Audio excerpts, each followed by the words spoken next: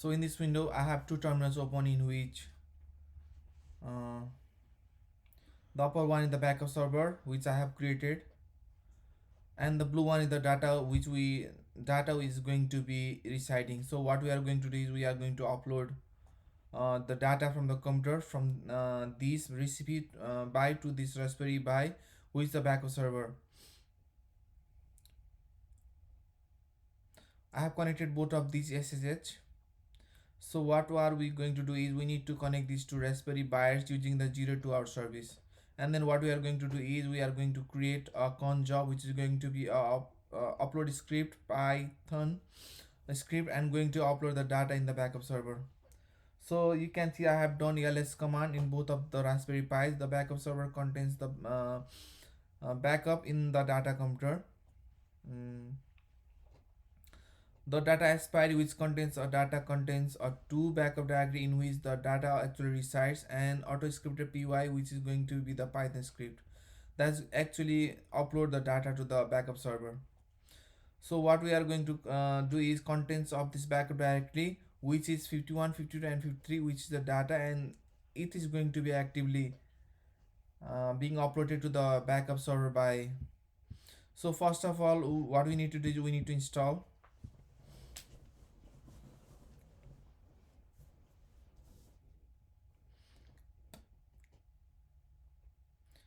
So we need to do is install ftp sudo app install. So this is the command that actually install the ftp service, which I've actually done this. I'm not going to do this again. So next thing what we are need to do is configure the ftp server to allow for the new motivation data. One thing that we needed to do is the configuration, this configuration.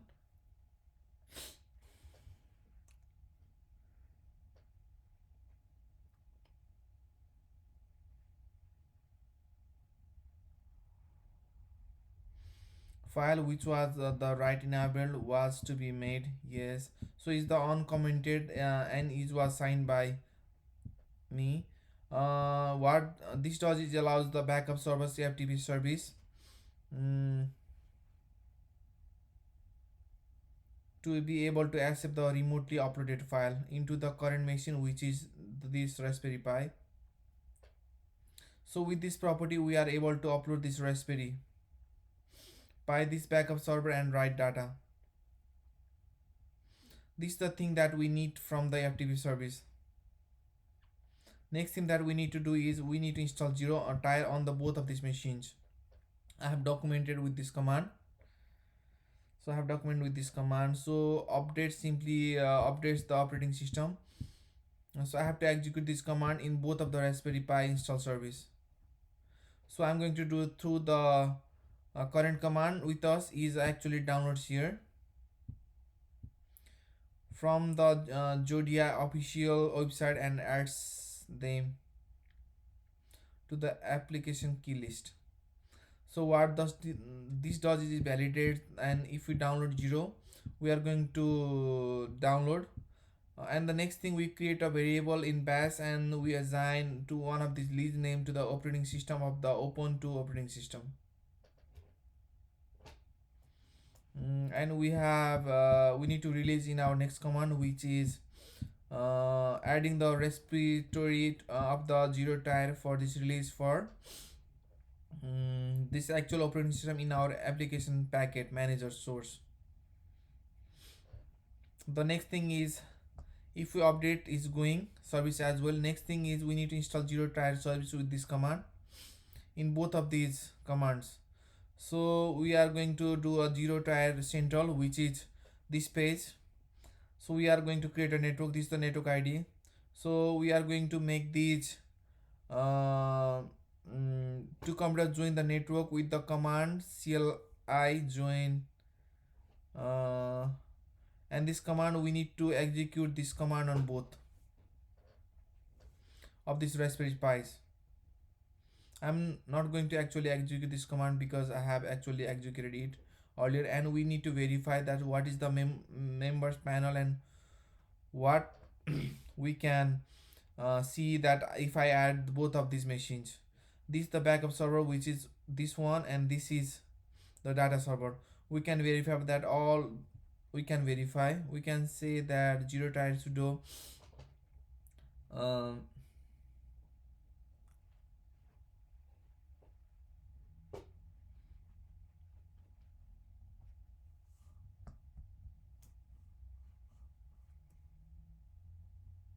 we can see the very backup server, which is this one. It has a machine code here, and this is the backup server has the machine code here too. So this is the verification that two computers are actually connected. So what are we going to do is going to ping them actually. mm, from the machine. So we are going to ping the server so we can verify that we are connected to the server service.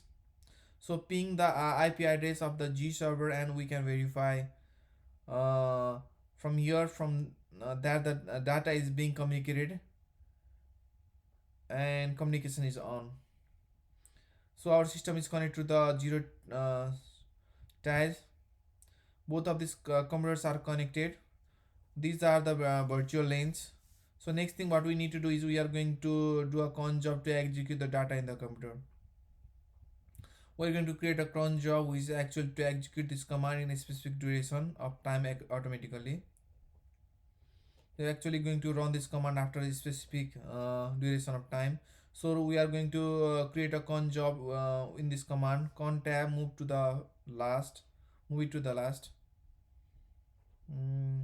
We can see that I have actually created it. What we need to do is I have to write here upload script.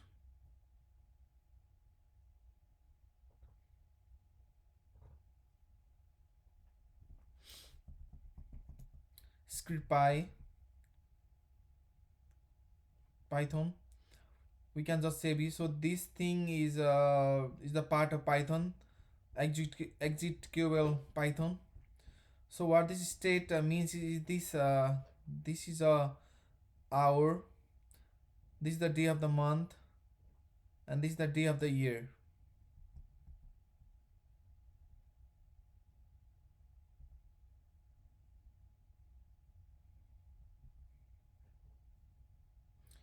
So this is the actual day of the month, this is the actual day of the week. This estimate means that we are going to execute this command after every 1 minute. So we are going to save it, and we are going to execute, we are going to exit this file now.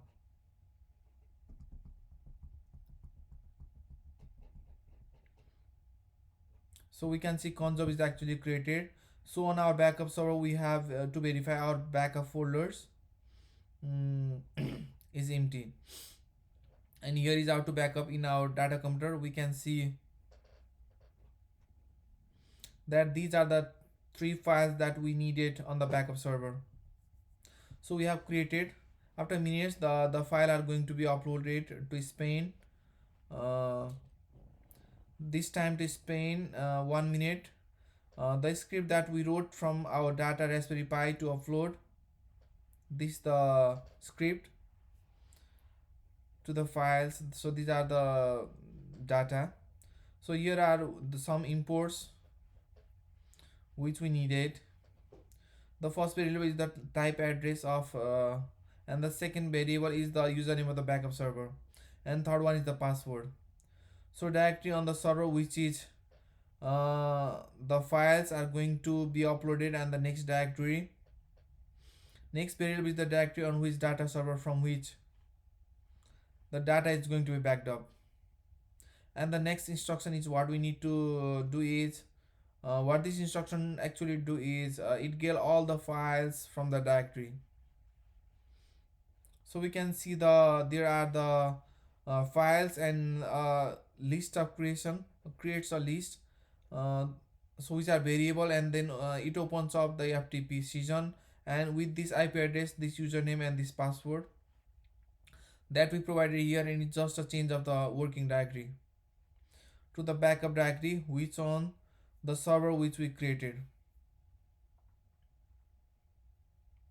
Actually the files are going to be uploaded, and the next thing what happens is in the list of all these files to upload. Each file is fetched and is opened in the read mode and in uh, binary mode.